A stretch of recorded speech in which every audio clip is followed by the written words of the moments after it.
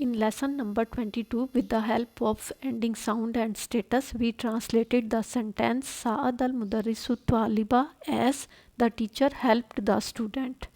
Today we will see how the meaning of sentence changes by changing the ending sounds of the isms.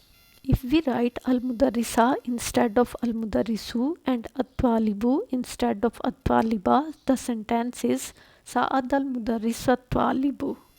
Saada helped. This is a fail. Al-Mudarrisa teacher. Ending sound a. Status nasab. So it is the detail of the fail.